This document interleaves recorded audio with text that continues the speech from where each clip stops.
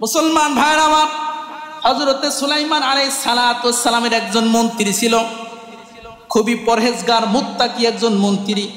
শুধু সুলাইমান আলাইহিস সালাতুস সালামের মন্ত্রী ছিল না, ইনি তার বাবারও মন্ত্রী ছিলেন। বাবার ইন্তেকালের পরে সুলাইমান আলাইহিস সালাতুস সালাম যখন বাদশা নিযুক্ত হলেন, প্রধানমন্ত্রী নিযুক্ত হলেন, তখন সুলাইমান আলাইহিস সালাতুস সালামের প্রধান সুলাইমান আলাইহিস সালাতুস সালামের পরে যে মন্ত্রী ছিল, ওই মন্ত্রী এত পরিমাণ ক্ষমতা ছিল, এত পরিমাণ পরহেজগার মুত্তাকি ছিল, কিন্তু উনিও মৃত্যু থেকে পলায়ন করতে পারে নাই। এর পিছনে একটা ঘটনা আছে। সুলাইমান আলাইহিস সালাতুস সালামের জামানায় সুলাইমান আলাইহিস সালাতুস সালামের কাছে মালাকুল মউত প্রতিনিয়ত হাজির হতেন, কিন্তু অন্যান্য মানুষ চিনত না, শুধুমাত্র সুলাইমান আলাইহিস সালাতুস সালামই চিনতেন যে ইনি মালাকুল মউত। ফজরের সময়, একদিন ফজরের সময় সুলাইমান আলাইহিস সালাতুস সালাম সব মন্ত্রীদের নিয়ে বসছে। এমত অবস্থায় মালাকুল মউত হাজির হয়ে গেছে। মালাকুল মউত হাজির হয়ে সুলাইমান আলাইহিস সালাতুস সালামের এই বৃদ্ধ মন্ত্রীর দিকে বারবার তাকাচ্ছে। বারবার তাকানোর কারণে মালাকুল মউত তাকিয়েছে, সাধারণ বিষয় না। সুলাইমান আলাইহিস সালাতুস সালামের মন্ত্রীর ভয়ে তার অন্তরটা কেঁপে উঠছে। যাই হোক, সুলাইমান আলাইহিস সালাতুস সালাম মজলিস শেষ করলেন, আলোচনা শেষ করলেন। আলোচনার পরে সুলাইমান আলাইহিস সালাতুস সালামের মন্ত্রী বলতেছে, বাদশা নামদার, আপনার কাছে যে মেহমান এসেছে, এই মেহমানের নাম কি? এই মেহমানের চাহনি তো আমার কাছে খুব একটা ভালো মনে হলো না। সুলাইমান আলাইহিস সালাতুস সালাম বললেন, ও আমার মন্ত্রী, তুমি তো জানো না, আমার কাছে সকালবেলা যে মেহমান এসেছিল উনি হচ্ছেন মালাকুল মউত, সব মানুষের রুহু তিনি কবজ করেন। সুবহানাল্লাহ। সুলাইমান আলাইহিস সালাতুস সালামের মন্ত্রীর অন্তরে যতটুকু ভয় ছিল, ভয়ের পরিমাণ আরো বাড়ছে না কমছে? আরো ভয় পেয়ে গেছে। তিনি বলতেছে, বাদশা নামদার, আমার অবস্থা তো ভালো না, বারবার এই মালাকুল মউত আমার দিকে তাকিয়েছে, তার মানে আমার মনে চলে যাওয়ার সময় হয়ে গেছে। আমি আর আপনার দেশে থাকতে চাই না, আপনি দ্রুত ভারতবর্ষের জমিনে আমাকে পাঠিয়ে দেন। অতি স্বল্প সময়ের ভিতরে আমাকে ভারতের জমিনে পাঠিয়ে দিতে হবে, আমি এই ফিলিস্তিনে আর থাকতে চাই না। সুলাইমান আলাইহিস সালাতুস সালামের জন্মভূমি ছিল ফিলিস্তিন, আমি এই ফিলিস্তিনের জমিনে থাকতে চাই না, আমাকে ভারতবর্ষে পাঠিয়ে দিতে হবে। সুলাইমান আলাইহিস সালাতুস সালাম বললেন, এত স্বল্প সময়ের ভিতরে কি করব? সুলাইমান আলাইহিস সালাতুস সালামকে মন্ত্রী বললেন, বাদশা নামদার, আপনি তো বাতাসকে যা বলেন তাই হয়, আপনি বাতাসকে আদেশ করেন, ও মুহূর্তের ভিতরে আমাকে ভারতবর্ষে পাঠিয়ে দিতে পারবে। সুলাইমান আলাইহিস সালাতুস সালাম আদেশ করলেন, মুহূর্তের মধ্যে বাতাস সুলাইমান আলাইহিস সালাতুস সালামের মন্ত্রীকে ভারতবর্ষে লয়ে গেছে। মুসলমান ভাইরা আমার, দ্বিতীয় দিন সুলাইমান আলাইহিস সালাতুস সালামের কাছে আবারও মালাকুল মউত হাজির হয়ে গেছে।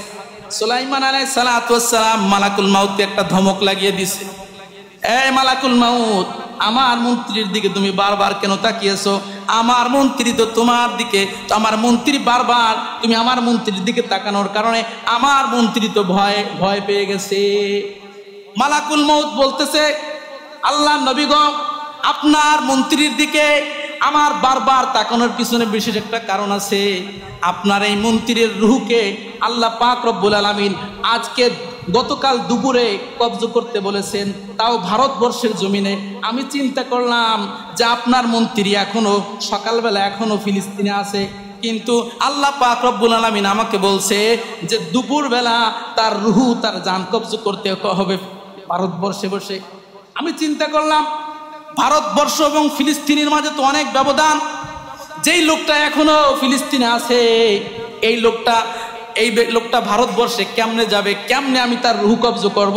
এই জন্য আপনার মন্ত্রীর দিকে তাকিয়ে আমি আশ্চর্য হয়ে গিয়েছিলাম, এই জন্য আপনার মন্ত্রীর দিকে বেশি বেশি তাকিয়েছিলাম। সুবহানাল্লাহ। সুলাইমান আলাইহিস সালাতুস সালাম বললেন, তাহলে আমার মন্ত্রীর এখন কি হয়েছে, মন্ত্রীর অবস্থা কি?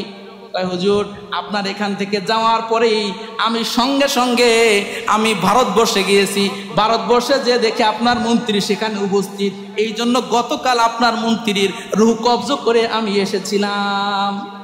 এই জন্য মুসলমান ভাইরা আমার, মৃত্যু থেকে পালানোর কোনো ব্যবস্থা নাই। আল্লাহ পাক রব্বুল আলামিন বলেন, কুল্লু নাফসিন যায়িকাতুল মাউত সুম্মা ইলাইনা তুরজাউন। আল্লাহ পাক রব্বুল আলামিন আয়াতে কারিমার ভিতরে বলেন, কুল্লু নাফসিন যায়িকাতুল মাউত, প্রত্যেকটি প্রাণীকে মৃত্যুর স্বাদ আস্বাদন করতেই হবে। মানুষ হোক, জিন হোক, অথবা যে কোনো প্রাণী হোক না কেন, প্রত্যেকটি প্রাণীকে মৃত্যুর স্বাদ গ্রহণ করতেই হবে। এ ব্যাপারে কোনো মতনক্ষ নাই, কোনো দ্বন্দ্ব নাই। একথা সকলে স্বীকার করে প্রত্যেকটি প্রাণীকে দুনিয়া থেকে চলে যেতে হবে। সুম্মা ইলাইনা তুরজাউন। আল্লাহ বলেন, এই সুন্দর দুনিয়া ছেড়ে আমাদের কাছে, আমার কাছেই তোমাদের চলে আসতে হবে। সুম্মা ইলাইনা তুরজাউন, তোমাদের সকলের প্রত্যাবর্তন আমি রব্বুল আলামিনের দিকেই হবে। সুবহানাল্লাহ। এই জন্য মুসলমান ভাইরা আমার, আসার একটি সিরিয়াল আছে, যাওয়ার কোনো সিরিয়াল নাই। প্রথমে দাদা আসে, এরপরে বাবা, এরপরে সন্তান, এরপরে নাতিপোতা, কি বলেন? কিন্তু যাওয়ার কোনো সিরিয়াল নাই। অনেক সময় দেখা যায় বাবা জীবিত আছে, ছেলে চলে গেছে, যায় কি যায় না? অসংখ্য গণিত দৃষ্টান্ত আমাদের সমাজে বিদ্যমান আছে। আল্লাহ বলেন, প্রত্যেকটি প্রাণীকে চলে যেতে হবে। জিন ইনসান সহ দুনিয়াতে যত প্রাণী আছে, প্রত্যেকটি প্রাণীকেই দুনিয়া ছেড়ে চলে যেতে হবে। মুসলমান ভাইরা আমার, আমরা যে চলে যাব, আমরা কি নিয়ে যাব? খালি হাতে যাওয়া যাবে? কি নিয়ে যেতে হবে? আল্লাহ পাক রব্বুল আলামিন কোরআনুল কারীমে আমাদেরকে শিক্ষা দিয়েছেন যে আল্লাহ তাআলা আমাদেরকে দুনিয়ায় পাঠিয়েছেন, আমরা খালি হাতে যাব না কি নিয়ে যাব, বিষয় আল্লাহ তাআলা কোরআনের ভিতরে বর্ণনা করেছেন। আল্লাহ পাক রব্বুল আলামিন বলেন, ইয়া আইয়ুহাল্লাযীনা আমানুত্তাকুল্লাহ হাক্কা তুকাতিহি ওয়া লা তামুতুন্না ইল্লা ওয়া আনতুম মুসলিমুন। আল্লাহ পাক রব্বুল আলামিন ঈমানদারদের ডাক দিয়ে বলছেন, ইয়া আইয়ুহাল্লাযীনা আমানু হাক্কা তুকাতিহি, হে ঈমানদারগণ, তোমরা সকলে আল্লাহ তাআলাকে পরিপূর্ণ ভয় করো। কি ভয়? পরিপূর্ণ। সাধারণ ভয়ের কথা আল্লাহ বলেন না। আল্লাহ বলেন, ইয়া আইয়ুহাল্লাযীনা আমানু, ইয়া আইয়ুহাল্লাযীনা আমানুত্তাকুল্লাহ, হে ঈমানদারগণ, তোমরা আল্লাহকে ভয় করো। কেমন ভয়? হাক্কা তুকাতিহি, আল্লাহ বলেন পরিপূর্ণ ভয়। সাধারণভাবে আল্লাহকে ভয় করলে চলবে না রে মুমিন। দুনিয়ায় আমরা আমরা অনেক সময় অনেককে ভয় করি, বিভিন্ন স্বার্থের কারণে অথবা বিভিন্ন লোভের কারণে ভয় করি। আল্লাহ পাক রব্বুল আলামিন বলেন, এরকমের ভয় না। হাক্কা তুকাতিহি, পরিপূর্ণ ভয় আমি আল্লাহ তাআলাকে করো। ওয়ালা তামুতুন্না ইল্লা ওয়া আনতুম মুসলিমুন, আল্লাহ বলেন, হে ঈমানদারগণ, ওয়ালা তামুতুনা ইল্লা ওয়া আনতুম মুসলিমুন, তোমরা পরিপূর্ণ মুসলমান না হয়ে ইন্তেকাল করো না। পরিপূর্ণ মুসলমান হতে বলেছেন আল্লাহ। বলেন, দুনিয়াতে পাঠিয়েছি, চলে যেতে হবে। কি নিয়ে যাবা? পরিপূর্ণ মুসলমান হয়ে যেতে হবে। মুসলমান ভাইরা আমার, আমাদের অনেকের অবস্থা তো এমন হয়েছে, আমি মুসলমানের সন্তান, আমার বাবা মুসলমান ছিল, আমার দাদা মুসলমান ছিল, আমার মা মুসলমান, সেই হিসেবে আমি পরিচয় দিই আমি মুসলমানের সন্তান। কি বলেন? এই জাতীয় মুসলমান আমাদের সমাজে আছে না নাই? আল্লাহ বলেন, এই মুসলমানের দরকার নাই, এই জাতীয় মুসলমান আমি চাই না। জন্মগত মুসলমানের কোনো দাম নাই, বংশগত মুসলমানের কোনো দাম নাই, বরং আমলের মাধ্যমে, ইমানের মাধ্যমে যে পরিপূর্ণ মুসলমান হওয়ার একটি ব্যবস্থা আছে, ওই মুসলমান হয়েই তোমরা ইন্তেকাল করো। ওয়ালা তামুতুন্না ইল্লা ওয়া আনতুম মুসলিমুন, তোমরা পরিপূর্ণ মুসলমান হয়েই ইন্তেকাল করতে হবে।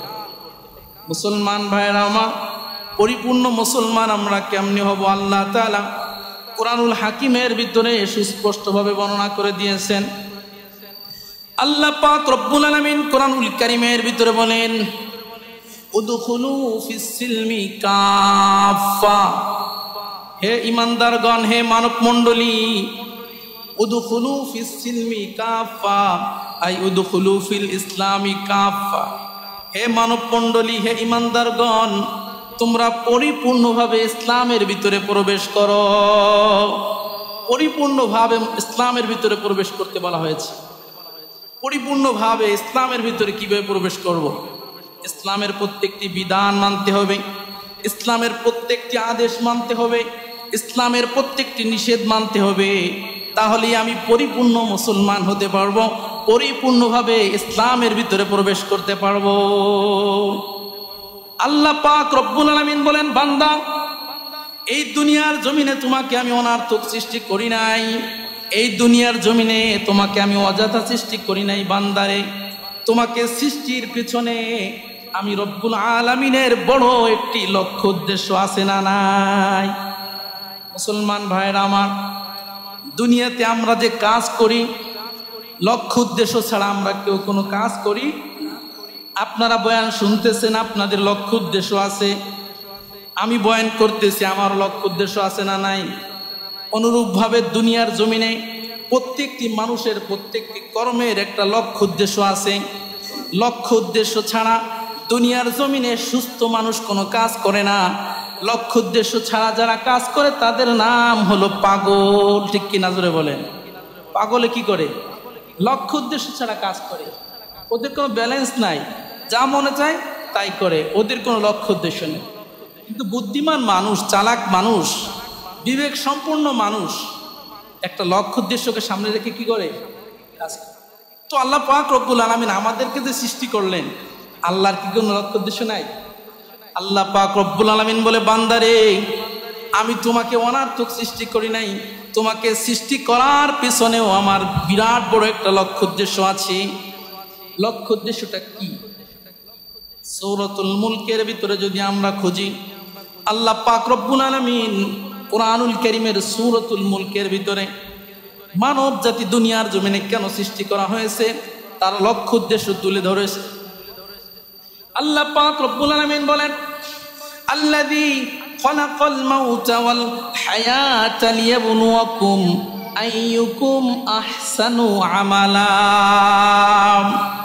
আল্লাহ পাক রব্বুল আলামিন বলেন, হে দুনিয়ার মানুষ, তোমরা জেনে রেখো, আমি আল্লাহ তাআলা তোমাদেরকে অনার্থক সৃষ্টি করি নাই। আমি আল্লাহ তোমাদেরকে বিশেষ এক লক্ষ্য উদ্দেশ্যকে সামনে রেখে সৃষ্টি করেছি।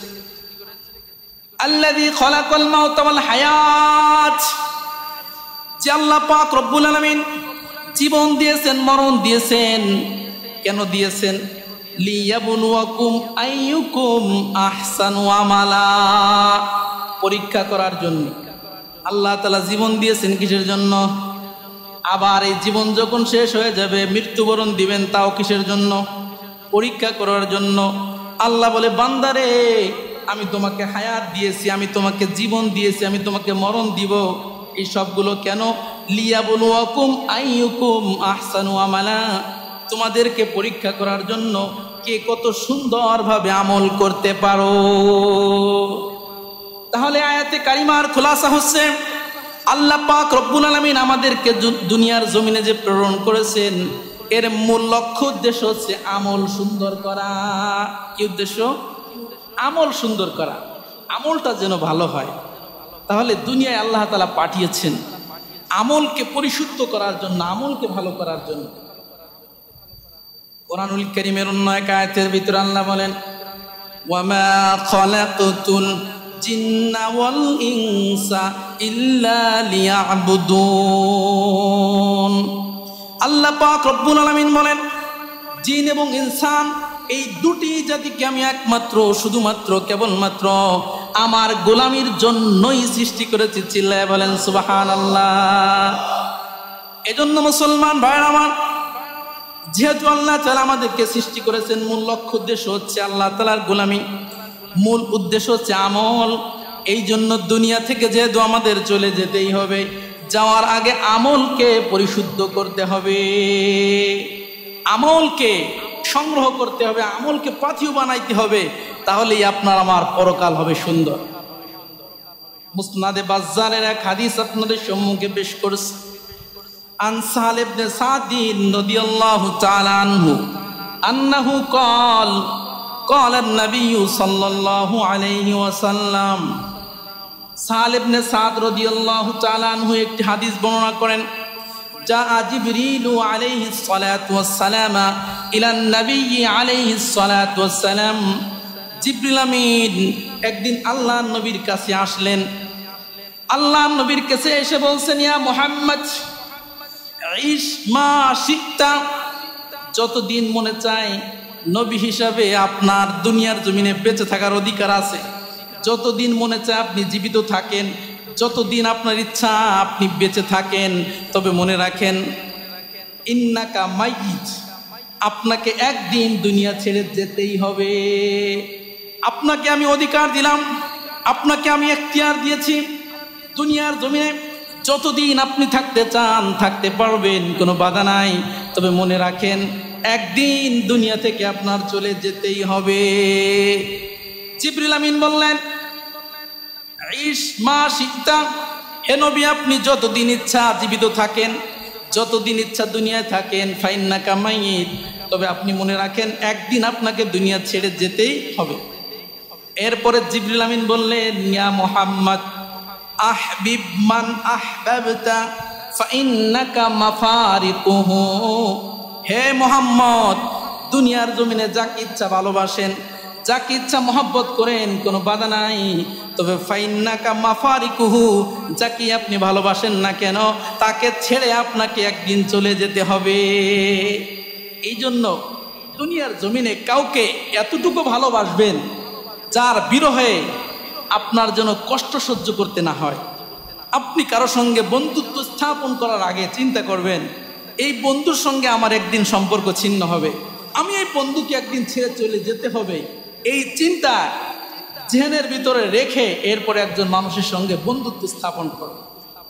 এই জন্য জিবরিল আমিন বললেন, আহবিব মান আহবাবতা ফাইন্নাকা মাফারিকুহু, হে মুহাম্মদ কাউকে ভালোবাসার আগে একটু চিন্তা করেন, আপনি যাকে ভালোবাসবেন ফাইন্নাকা মাফারিকুহু, তাকে আপনার ছেড়ে চলে যেতেই হবে। পরিশেষে আল্লাহর নবীকে জিবরিল আমিন বললেন, ইয়া মুহাম্মদ ইয়ামাল মা শিতা ফাইন্নাকা মাজজিউম বিহি, হে মুহাম্মদ দুনিয়ার জমিনে যত আমল করতে মনে চায় আমল করেন, কারণ ফাইন্নাকা মাজজিউম বিহি, দুনিয়ার জমিনে যত আমল করবেন প্রত্যেকটি আমলের বিনিময় আপনাকে পরিপূর্ণভাবে প্রদান করা হবে। সুবহানাল্লাহ। আল্লাহর নবীকে লক্ষ্য করে বলা হলো, মুহাম্মদ ইয়ামাল মা শিতা, দুনিয়ার জমিনে যত আমল করতে মন চায় আমলগুলো করেন, কারণ আপনার প্রত্যেকটি আমলের বিনিময় পরিপূর্ণভাবে প্রদান করা হবে। এজন্য মুসলমান ভাইরা, আমাদের জীবনের মূল মাকসাদ হচ্ছে আল্লাহ তাআলার গোলামি করা।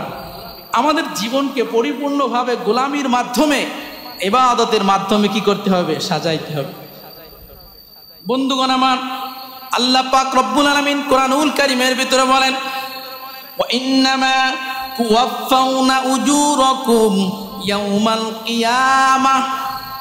আল্লাহ পাক রব্বুল আলামিন বলেন, হে ঈমানদারগণ, ইন্নামা তুওয়াফাউনা উজুরাকুম ইয়াউমাল কিয়ামাহ, দুনিয়ার জমিনে বান্দা তুমি যত আমল করবা প্রত্যেকটি আমলের পরিপূর্ণ বিনিময় কিয়ামতের ময়দানে প্রদান করা হবে। ছোট থেকে ছোট একটা আমল করলেও এর কি দেওয়া হবে? কিয়ামতের ময়দানে পরিপূর্ণ বিনিময়, পরিপূর্ণ সওয়াব দেওয়া হবে, চুল পরিমাণ সওয়াব কম দেওয়া হবে না। মুসলমান ভাইরা আমার, এই আয়াতে কারিমার শেষ দিকে আল্লাহ তাআলা বলেন, দুনিয়ার মুসলমান তোমরা কাদেরকে বুদ্ধিমান মনে করো, কাদেরকে সফল কাম মনে করো? অল্প দিনের ভিতরে যে ব্যক্তি কোটি টাকার মালিক হয়ে যায় তাকে তোমরা সফল কাম মনে করতে পারো, তাকে বুদ্ধিমান মনে করতে পারো, তবে প্রকৃত বুদ্ধিমান, প্রকৃত সফলকে কোরআনুল কারীম থেকে সবক নিতে হবে। আল্লাহ পাক রব্বুল আলামিন জানিয়ে দিলেন, ফামান যুহজিহা আনিন নার ওয়া উদখিলাল জান্নাতা ফাকাদ ফাজ। আল্লাহ পাক রব্বুল আলামিন বললেন, কিয়ামতের ময়দানে যদি কোনো বান্দাকে জাহান্নাম থেকে দূরে রাখা হয়, জান্নাতের ভিতরে প্রবেশ করিয়ে দেওয়া হয়, আল্লাহ পাক রব্বুল আলামিন বলেন ওই ব্যক্তি হচ্ছে পরকালে সবচেয়ে বড় সফল কাম, সবচেয়ে বড় বুদ্ধিমান। চিল্লায় বলেন সুবহানাল্লাহ। মুসলমান ভাইরা আমার দুনিয়ার ক্ষমতা, দুনিয়ার বাহাদুরি এর দৃষ্টিকোণ থেকে কিয়ামতের ময়দানে আমি সফল কাম হতে পারবো না, আমি বুদ্ধিমান বলে বিবেচিত হব না। কিয়ামতের ময়দানে যদি জাহান্নাম থেকে মুক্তি পেয়ে যাই, যদি আমি জান্নাতের মেহমান হয়ে যাই, তাহলেই পরকালে আমি সফল কাম হতে পারবো, পরকালে আমি বুদ্ধিমান হতে পারবো। ভাইরা আমার, বন্ধুরা আমার, এই জন্য আল্লাহর নবী সাল্লাল্লাহু আলাইহি ওয়াসাল্লাম চমৎকার একটা হাদিস বলেছেন, আল কাইয়িসু মান দানা নাফসাহু ওয়া আমিলা লিমা বাদাল মাউত। নবী আমার বলেন, হে আমার উম্মতেরা, তোমরা জেনে রেখো, দুনিয়ার জমিনে বুদ্ধিমান হচ্ছে ওই ব্যক্তি, আল কাইয়িসু মান দানা নাফসাহু, যে ব্যক্তি তার জীবনের হিসাব করে, আমার জীবনে কয়টা গুনাহ করেছি, আমার জীবনে আমি কয়টা নেকি করেছি, আমার জীবনে কয়টা অপরাধ করেছি, এই হিসাব যে ব্যক্তি করে। ওয়া আমিলা লিমা বাদাল মাউত, পরকালের জন্য যে ব্যক্তি আমল করে, পরকালের জন্য যে ব্যক্তি সওয়াব অর্জন করে, ওই ব্যক্তি হলো দুনিয়ার জমিনের সবচেয়ে বড় বুদ্ধিমান। সুবহানাল্লাহ। পক্ষান্তরে আল্লাহর নবী বলেন, ওয়াল আজিজু মান ইত্তাবা নাফসাহু হাওয়া ওয়া তামান্না আলাল্লাহ। আল্লাহর নবী বলেন, দুনিয়ার জমিনে সবচেয়ে নির্বোধ, সবচেয়ে বোকা হচ্ছে ওই ব্যক্তি, যেই ব্যক্তি দুনিয়ার জমিনে মন চাই আমল করে, যা মনে চাই তাই করে, আল্লাহর হুকুম পালন করে না, নবীর তরিকা পালন করে না, আর মনে মনে জান্নাত কামনা করে। আল্লাহর নবী বলেন, এই ব্যক্তির চেয়ে নির্বোধ দুনিয়ার জমিনে কেউ হতে পারে না। এজন্য মুসলমান ভাইরা আমার, আল্লাহ পাক রব্বুল আলামিন দুনিয়াতে আমাকে পাঠিয়েছেন, দুনিয়া থেকে আমাদের চলে যেতে হবে, এই মৃত্যুকে বেশি বেশি স্মরণ করতে হবে। প্রতিনিয়ত বারবার আমাদেরকে মৃত্যুর কথা স্মরণ করতে হবে। মৃত্যুর কথা যখন কোনো মানুষ স্মরণ করে, পরকালের স্মরণ যদি কারো ভিতরে থাকে, এই ব্যক্তি কখনো গুনার কাজ করতে পারে না, এই ব্যক্তি কখনো অন্যায় করতে পারে না। যেই ব্যক্তির ভিতরে মৃত্যুর চিন্তা আছে, সে মানুষের হক নষ্ট করতে পারে না। যেই ব্যক্তির ভিতরে মৃত্যুর চিন্তা আছে, সে কারো প্রতি জুলুম করতে। এই জন্য মুসলমান ভাইরা আমার, আল্লাহ পাক রব্বুল আলামিন আমাদের নবী মুহাম্মদুর রাসূলুল্লাহ সাল্লাল্লাহু আলাইহি ওয়াসাল্লামকে বারবার মৃত্যুর কথা স্মরণ করে বলেন, হে মুহাম্মদ, ইন্নাকা মাইতু ওয়া ইন্নাহুম মাইতুন। আল্লাহ পাক রব্বুল আলামিন কোরআনুল কারীমের ভিতরে বলে দিলেন, ইন্নাকা মাইত, হে নবী, আপনিও মৃত্যুবরণ করবেন। ওয়া ইন্নাহুম মাইতুন, যারা আপনার বিরোধিতা করে, যারা আপনার সঙ্গে শত্রুতা পোষণ করে, যারা আপনার কথা মানে না, যারা আপনার তরিকা মানে না, যারা আপনার আদর্শ মানে না, মনে রাখবেন ওদেরকেও ইন্তেকাল করতেই হবে। অর্থাৎ দুনিয়ায় কেউ থাকতে পারবে না। আল্লাহ পাক রব্বুল আলামিন আপনার আমার নবীকেও মৃত্যুর কথা স্মরণ করিয়ে দিয়েছেন। এই জন্য মুসলমান ভাইরা আমার, মৃত্যুর কথা স্মরণ করা এটাও ইবাদত। যেহেতু আল্লাহ তাআলা মৃত্যুর কথা স্মরণ করিয়ে দিয়েছেন, এই জন্য আপনার আমার নবী মুহাম্মদুর রাসূলুল্লাহ সাল্লাল্লাহু আলাইহি ওয়াসাল্লাম বেশি বেশি উম্মতদেরকে মৃত্যুর কথা স্মরণ করতে বলছেন। আল্লাহর নবী সাল্লাল্লাহু আলাইহি ওয়াসাল্লাম বলেন, মুসনাদে বাজ্জারের বর্ণনা, আকসিরু যিকরা হাদিমিল লাযাতিল মাউত। হে আমার উম্মতিরা, তোমরা এমন একটি বিষয়কে বেশি বেশি স্মরণ করো, যে বিষয় জীবনের সব স্বাদ, সব মজাকে বিনষ্ট করে দেয়। এমন একটি বিষয় রয়েছে, যে বিষয় জীবনের সব স্বাদ বিনষ্ট করে দেয়, জীবনের সব মজাকে নষ্ট করে দেয়। ওই বিষয়টি হচ্ছে মৃত্যু। মৃত্যুর মাধ্যমে আপনার আমার জীবনের সব চাহিদা, শেষ হয়ে যায়। কি বলেন? মৃত্যুর পরে আর কিছু থাকে? এই জন্য মুসলমান ভাইরা আমার, আপনাকে আমাকে বেশি বেশি মৃত্যুর স্মরণ করতে হবে। আমি প্রায় বলে থাকি, হযরতে উসমান রাদিয়াল্লাহু তাআলা আনহু ইসলামের 4 খলিফার ভিতরে উল্লেখযোগ্য একজন খলিফা আছে না নাই? উসমান রাদিয়াল্লাহু তাআলা আনহুর ব্যাপারে জান্নাতের সার্টিফিকেট আছে না নাই? আল্লাহর নবী যাদেরকে জান্নাতের সনদ দিয়েছিলেন তাদের ভিতরে উসমান রাদিয়াল্লাহু তাআলা আছে না নাই? এমন একজন সাহাবী, এত বড় একজন মর্যাদাপূর্ণ একজন খলিফাতুল মুসলিমিন, কিন্তু উসমান রাদিয়াল্লাহু তাআলা আনহু এত বেশি মৃত্যুকে স্মরণ করতেন, এত বেশি কবরের কথা স্মরণ করতেন, কবরের কথা শুনলেই উসমান রাদিয়াল্লাহু তাআলা আনহুর চোখ থেকে পানি ঝরঝর করে পড়তে থাকতো।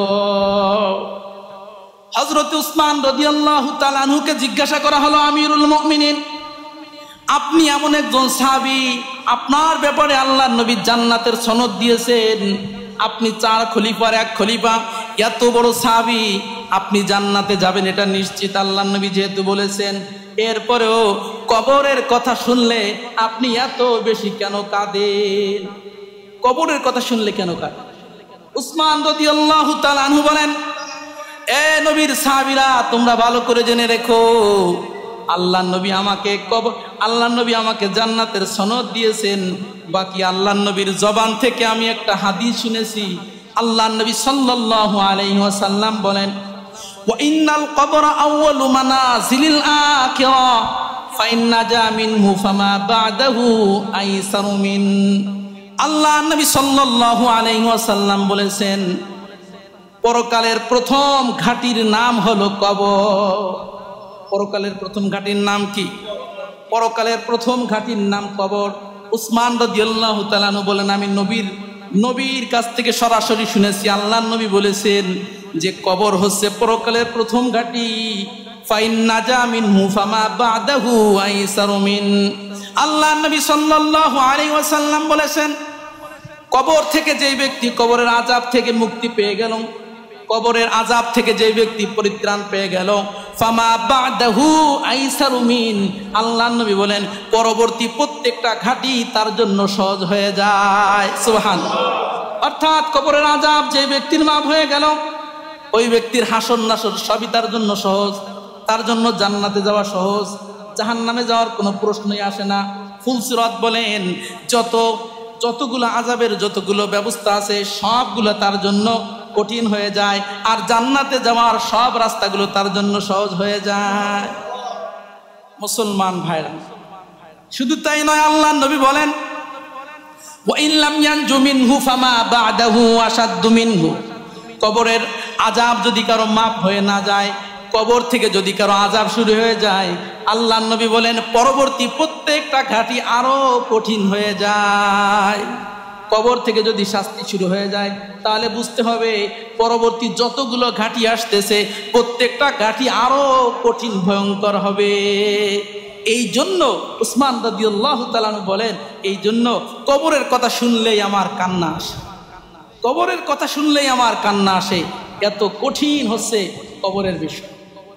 এই জন্য মুসলমান ভাইরা আমার, আপনার আমার নবী সব সময় বলতেন, ও আমার সাহাবীরা, তোমরা বেশি বেশি মৃত্যুর কথা স্মরণ করবা। কেমনে? বলে মানুষের জানাজার নামাজ পড়বা।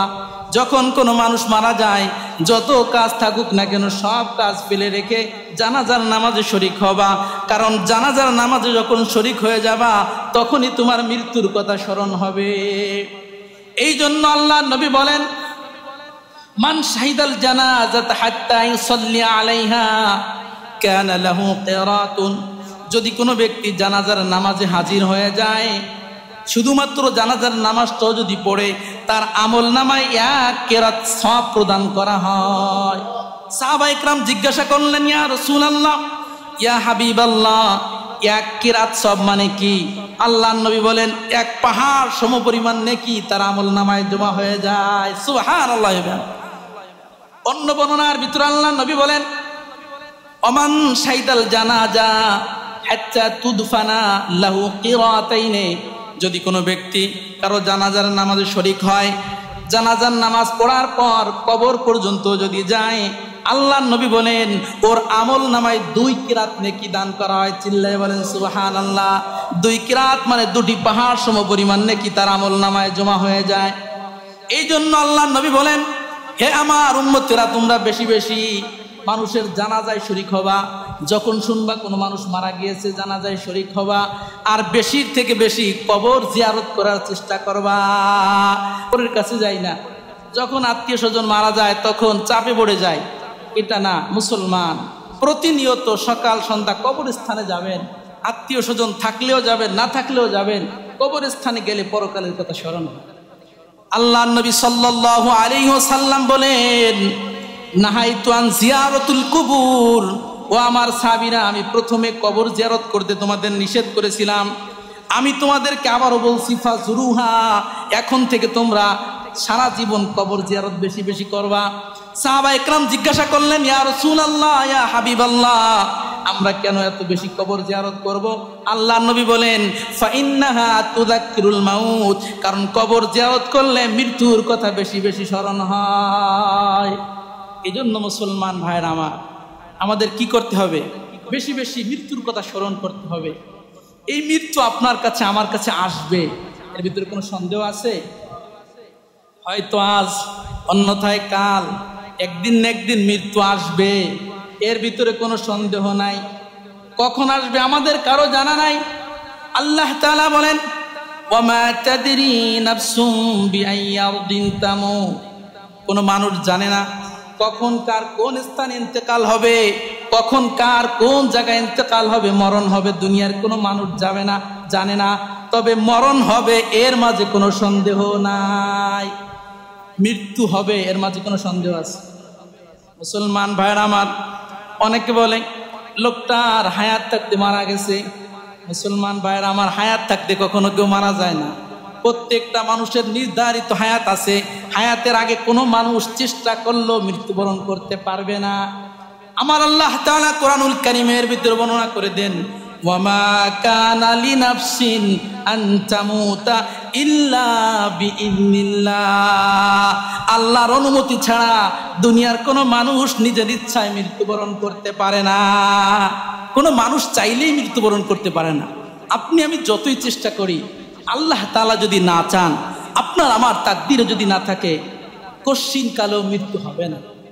আল্লাহ পাক রব্বুল আলামিন বলেন, ওমা কানা লিনাফসিন আন তামুতা ইল্লা বিইذনিল্লাহ, হে দুনিয়ার মানুষ জেনে রাখো, কোনো মানুষ আপন ইচ্ছে ইন্তেকাল করতে পারে না। প্রত্যেকটি মানুষের ইন্তেকালের, মৃত্যুবরণের নির্ধারিত সময় আছে। কিতাবাম মুআজ্জালা, আল্লাহ বলেন নির্ধারিত সময় আছে। নির্ধারিত সময়ের 1 সেকেন্ড আগেও কারো মৃত্যু হবে না, 1 সেকেন্ড পরেও কারো মৃত্যু হবে না। মহান রব্বুল আলামিন কোরআনুল কারীমের অন্য এক আয়াতের ভিতরে বলেন, ফাইযা জাআ আজালুহুম লা ইস্তাখিরুনা সাআতাও ওয়া লা ইস্তাকদিমুন। আল্লাহ পাক রব্বুল আলামিন বলেন, ফাইযা জাআ আজালুহুম, যখন কোন মানুষের মৃত্যুর সময় চলে আসে, ফালা ইস্তাখিরুনা সাআতাও ওয়া লা ইস্তাকদিমুন, আল্লাহ বলেন এই মৃত্যুর সময় যখন আসে, তার 1 সেকেন্ড আগেও কেউ মৃত্যুবরণ করবে না, 1 সেকেন্ড পরেও কেউ মৃত্যুবরণ করবে না। অর্থাৎ যখন আপনার সময় হবে ঠিক তখনই আপনার আমার ইন্তেকাল হবে। মুসলমান ভাইরা আমার, মৃত্যু থেকে যতই আমরা পালায়ন করি, মৃত্যু থেকে পালায়ন করা সম্ভব? কেউ কি পালায়ন করতে পারছে? আল্লাহ বলেন কোরআনুল কারীমের ভিতরে বলেন, আইনামা তাকুনু ইউদরিকুমুল মাউত ওয়ালাউ কুনতুম ফি বুরুজিম মুশাইয়াদা। আল্লাহ পাক রব্বুল আলামিন বলেন, আইনামা তাকুনু, হে মানব মণ্ডলী জেনে রেখো, আইনামা তাকুনু, তোমরা যেখানেই যাও না কেন, যেখানেই থাকো না কেন, ইউদরিকুমুল মাউত, তোমাদের মৃত্যু কিন্তু পাকড়াও করবেই, যেখানেই যাই। ওয়ালাউ কুনতুম ফি বুরুজিম মুশাইয়াদা, সুদৃঢ় মজবুত প্রাচীরের ভিতরে যদি কেউ আত্মগোপন করে, মজবুত দুর্গার ভিতরে যদি কোনো ব্যক্তি আত্মগোপন করে, আমার আল্লাহ বলে ওখানেও মৃত্যু যে হাজির হয়ে যাবে। মুসলমান ভাইরা আমার, আমরা অনেকে চিন্তা করি অনেক অমুক ব্যক্তি তো অনেক ক্ষমতা দেওয়া, অনেক শক্তিশালী, ওর মনে হয় ইন্তেকাল হবে না। কি বুঝেন? মুসলমান ভাইরা আমার, যত বড় নেতা হোক না কেন, যত বড় ব্যক্তি হোক না কেন, ইন্তেকাল সকলেই করতে হবে। মুসলমান ভাইরা আমার, হযরতে সুলাইমান আলাইহিস সালাতু ওয়াস সালামের একজন মন্ত্রী ছিল, খুবই পরহেজগার মুত্তাকি একজন মন্ত্রী। শুধু সুলাইমান আলাইহিস সালাতু ওয়াস সালামের মন্ত্রী ছিল না, ইনি তার বাবারও মন্ত্রী ছিলেন। বাবার ইন্তেকালের পরে সুলাইমান আলাইহিস সালাতু ওয়াস সালাম যখন বাদশা নিযুক্ত হলেন, প্রধানমন্ত্রী নিযুক্ত হলেন, তখন সুলাইমান আলাইহিস সালাতু ওয়াস সালামের সুলাইমান আলাইহিস সালাতু ওয়াস সালামের পরে যে মন্ত্রী ছিল, ওই মন্ত্রী এত পরিমাণ ক্ষমতা ছিল, এত পরিমাণ পরহেজগার মুত্তাকি ছিল, কিন্তু উনিও মৃত্যু থেকে পলায়ন করতে পারে নাই। এর পিছনে একটা ঘটনা আছে। সুলাইমান আলাইহিস সালাতু ওয়াস সালামের জামানায় সুলাইমান আলাইহিস সালাতু ওয়াস সালামের কাছে মালাকুল মউত প্রতিনিয়ত হাজির হতেন, কিন্তু অন্যান্য মানুষ চিনত না, শুধুমাত্র সুলাইমান আলাইহিস সালাতু ওয়াস সালামই চিনতেন যিনি মালাকুল মউত। ফজরের সময়, একদিন ফজরের সময় সুলাইমান আলাইহিস সালাতু ওয়াস সালাম সব মন্ত্রীদের নিয়ে বসছে। এমত অবস্থায় মালাকুল মউত হাজির হয়ে গেছে। মালাকুল মউত হাজির হয়ে সুলাইমান আলাইহিস সালাতু ওয়াস সালামের এই বৃদ্ধ মন্ত্রীর দিকে বারবার তাকাচ্ছে। বারবার তাকানোর কারণে মালাকুল মউত তাকিয়েছে, সাধারণ বিষয় না। সুলাইমান আলাইহিস সালাতু ওয়াস সালামের মন্ত্রীর ভয়ে তার অন্তরটা কেঁপে উঠছে। যাই হোক, সুলাইমান আলাইহিস সালাতু ওয়াস সালাম মজলিস শেষ করলেন, আলোচনা শেষ করলেন। আলোচনার পরে সুলাইমান আলাইহিস সালাতু ওয়াস সালামের মন্ত্রী বলতেছে, বাদশা নামদার, আপনার কাছে যে মেহমান এসেছে, এই মেহমানের নাম কি? এই মেহমানের চাহনি তো আমার কাছে খুব একটা ভালো মনে হলো না। সুলাইমান আলাইহিস সালাতু ওয়াস সালাম বললেন, ও আমার মন্ত্রী, তুমি তো জানো না, আমার কাছে সকালবেলা যে মেহমান এসেছিল উনি হচ্ছেন মালাকুল মউত, সব মানুষের রূহ তিনি কবজ করেন। সুবহানাল্লাহ। সুলাইমান আলাইহিস সালাতু ওয়াস সালামের মন্ত্রীর অন্তরে যতটুকু ভয় ছিল, ভয়ের পরিমাণ আরো বাড়ছে না কমছে? আরো ভয় পেয়ে গেছে। তিনি বলতেছে, বাদশা নামদার, আমার অবস্থা তো ভালো না, বারবার এই মালাকুল মউত আমার দিকে তাকিয়েছে, তার মানে আমার মনে চলে যাওয়ার সময় হয়ে গেছে, আমি আর আপনার দেশে থাকতে চাই না। আপনি দ্রুত ভারতবর্ষের জমিনে আমাকে পাঠিয়ে দেন, অতি স্বল্প সময়ের ভিতরে আমাকে ভারতের জমিনে পাঠিয়ে দিতে হবে, আমি এই ফিলিস্তিনে আর থাকতে চাই না। সুলাইমান আলাইহিস সালাতু ওয়াস সালামের জন্মভূমি ছিল ফিলিস্তিন, আমি এই ফিলিস্তিনের জমিনে থাকতে চাই না, আমাকে ভারতবর্ষে পাঠিয়ে দিতে হবে। সুলাইমান আলাইহিস সালাতু ওয়াস সালাম বললেন, এত স্বল্প সময়ের ভিতরে কি করব? সুলাইমান আলাইহিস সালাতু ওয়াস সালামকে মন্ত্রী বললেন, বাদশা নামদার, আপনি তো বাতাসকে যা বলেন তাই হয়, আপনি বাতাসকে আদেশ করেন, ও মুহূর্তের ভিতরে আমাকে ভারতবর্ষে পাঠিয়ে দিতে পারবে। সুলাইমান আলাইহিস সালাতু ওয়াস সালাম আদেশ করলেন, মুহূর্তের মধ্যে বাতাস সুলাইমান আলাইহিস সালাতু ওয়াস সালামের মন্ত্রীকে ভারতবর্ষে লয়ে গেছে। মুসলমান ভাইরা আমার, দ্বিতীয় দিন সুলাইমান আলাইহিস সালাতু ওয়াস সালামের কাছে আবারও মালাকুল মউত হাজির হয়ে গেছে। সুলাইমান আলাইহিস সালাতু ওয়াস সালাম মালাকুল মউতকে একটা ধমক লাগিয়ে দিছে, এই মালাকুল মউত, আমার মন্ত্রীর দিকে তুমি বারবার কেন তাকিয়েছো? আমার মন্ত্রী তো তোমার দিকে, তো আমার মন্ত্রী বারবার, তুমি আমার মন্ত্রীর দিকে তাকানোর কারণে আমার মন্ত্রী তো ভয় পেয়ে গেছে। মালাকুল মউত বলতেছে, আল্লাহ নবী গো, আপনার মন্ত্রীর দিকে আমার বারবার তাকানোর পিছনে বিশেষ একটা কারণ আছে। আপনার এই মন্ত্রীর রূহকে আল্লাহ পাক রব্বুল আলামিন গতকাল দুপুরে কবজ করতে বলেছেন, তাও ভারতবর্ষের জমিনে। আমি চিন্তা করলাম যে আপনার মন্ত্রী সকালবেলা এখনো ফিলিস্তিনে আছে, কিন্তু আল্লাহ পাক রব্বুল আলামিন আমাকে বলছে যে দুপুরবেলা তার রূহ, তার জান কবজ করতে হবে ভারতবর্ষে বসে।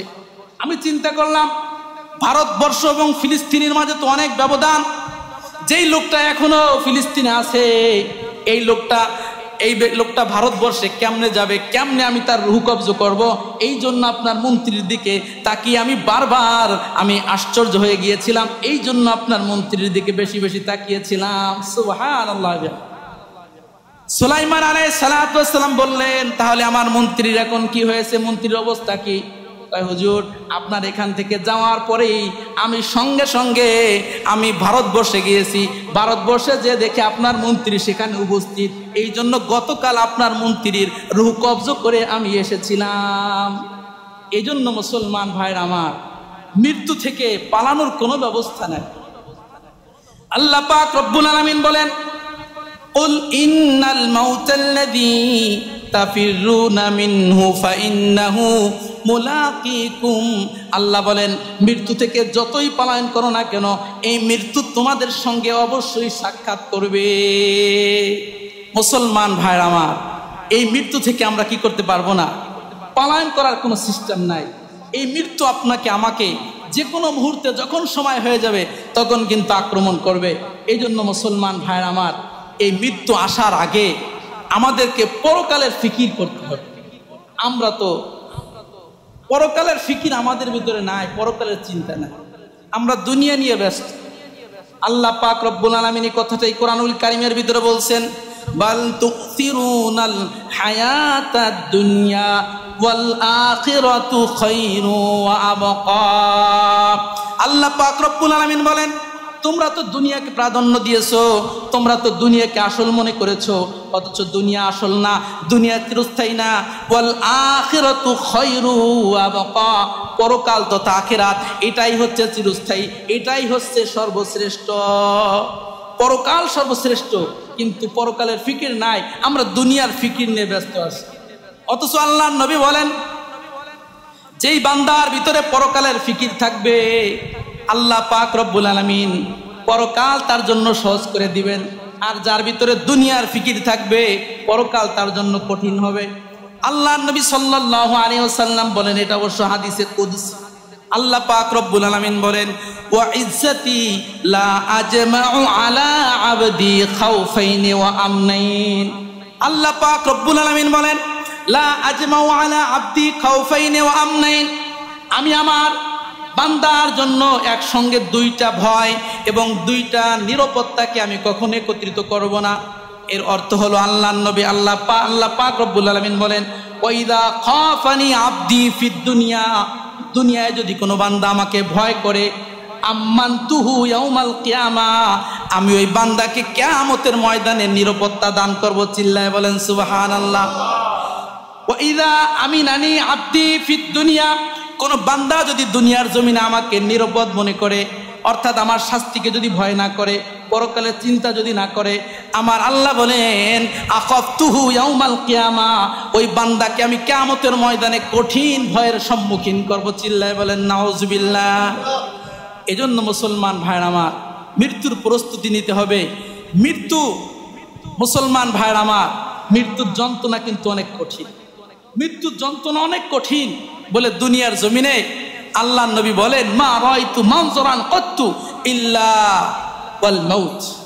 মৃত্যুর যন্ত্রণা সবচেয়ে বেশি কঠিন, মৃত্যুর যন্ত্রণার উপর দিয়ে কোনো যন্ত্রণা হতে পারে না। মুসলমান ভাইরা আমার, হযরতে ওমরে ফারুক রাদিয়াল্লাহু তাআলা আনহুর নাম শুনেছেন, ইসলামের 4 খলিফার একজন।